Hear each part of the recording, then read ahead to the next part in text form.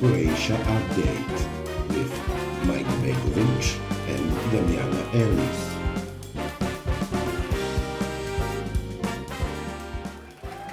Welcome to Croatia Update. I'm Mike Begovic. And I'm Damiana Ellis. Thank you. Croatian government proposed tax increase on all tobacco products, which would go into effect on July 1st. The move received praise from the Ministry of Finance, public health officials, and, as expected, tobacco sellers in Bosnia and Herzegovina. Croatian President Zoran Milanovic, commenting on the conflict between Israel and Iran, said that a portion of the Israeli leadership was, quote, made up of criminals. Milanovic clarified that Israeli leadership should stop focusing so much on attacking Iran and should instead follow the historically proven, acceptable, well-established model of Croatian government by focusing on bribes, money laundering, and extortion.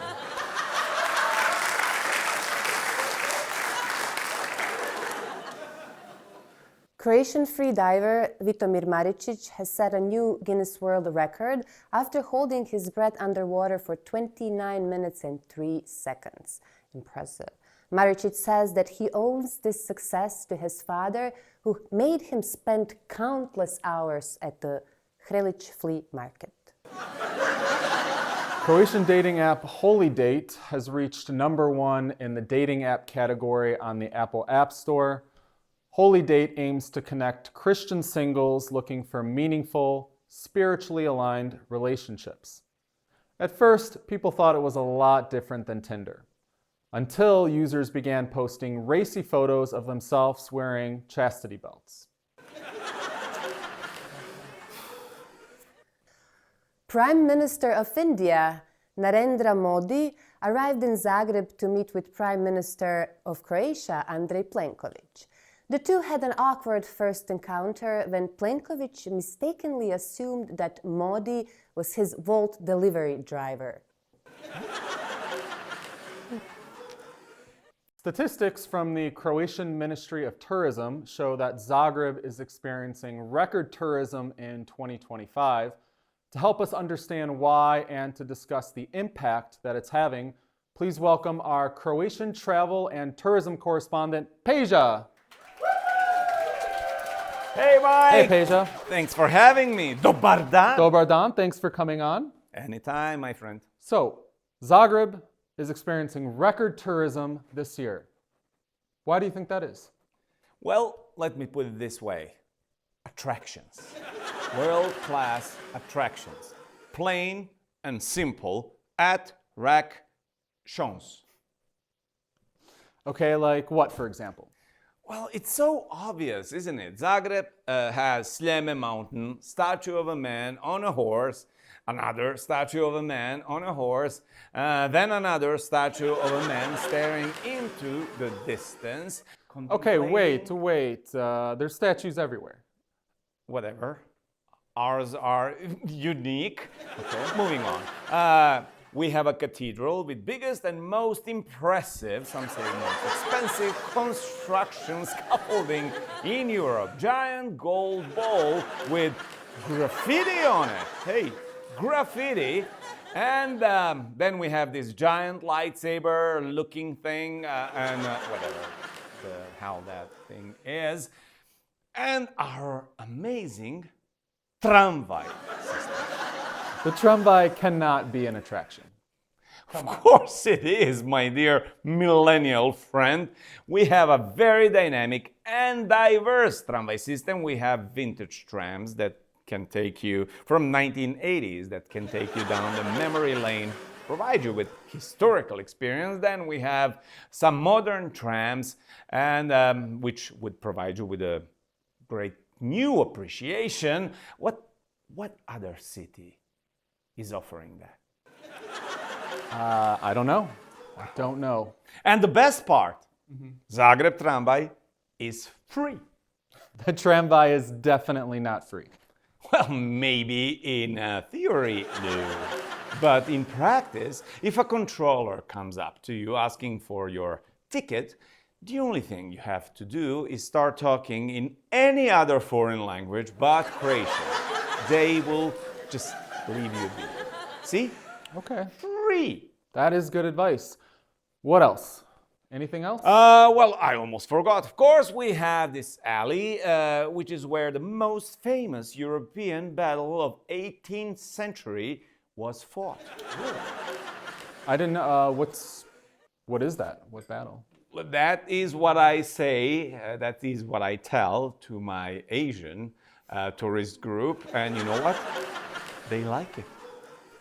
Okay, so the next question is over-tourism becoming a problem in Zagreb? Should they put limitations on apartment rentals like some other cities have started to do? No, absolutely not. As you can see from this data that are to be displayed here, this is going to be a very, very good year. Okay, and what does that data show? This is what I will charge to rent my apartment this year. Like I said, very, very good year. And what is that? I'm curious, what is that peak there, that spike? Oh, it's an event on July 5th at the horse track. Oh, I didn't even know that Croatians were so into horse racing. Oh my friend, you'd be surprised how rural we sometimes get to be. All right, our Croatian tourism and travel correspondent, Peja. Znijan Beach in Split. It's Žnjan. What do you know? You're not even from Split. You're not even from Croatia.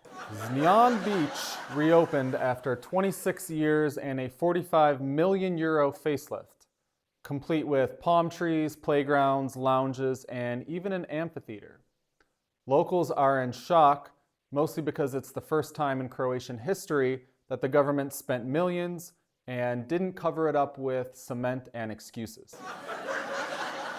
The public deemed it a miracle when it was confirmed that nobody's cousin owns half the beach. Tourists in Dalmatia got more than just sunburns this week, as wildfires broke out along the coast, forcing evacuations and traffic jams. First responders were slow to respond after wrongfully assuming the fires were just flares from an overly enthusiastic Croatian wedding party.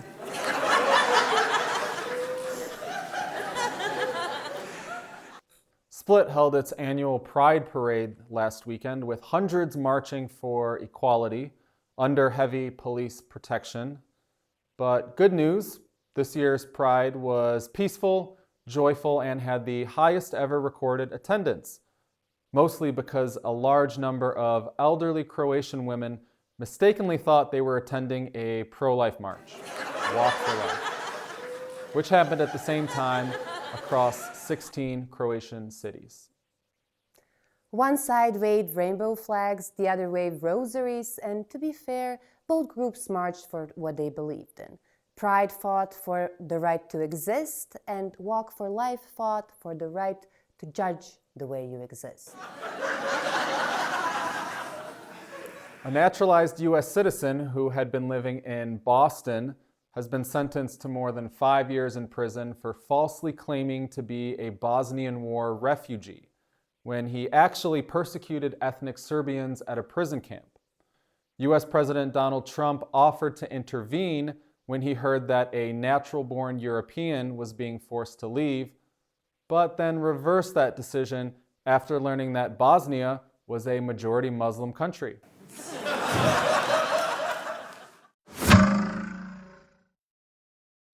Mike, we are starting now. We're not starting. We never start on time. Why? What do you mean? This is Croatia. Nothing starts on time. It's Balkan time. We're live! Welcome to Croatia Update. I'm Mike Begovic. And I'm Damjana Ellis. Where's our guest for today? Vanje puši. Ma, neka puši kurac.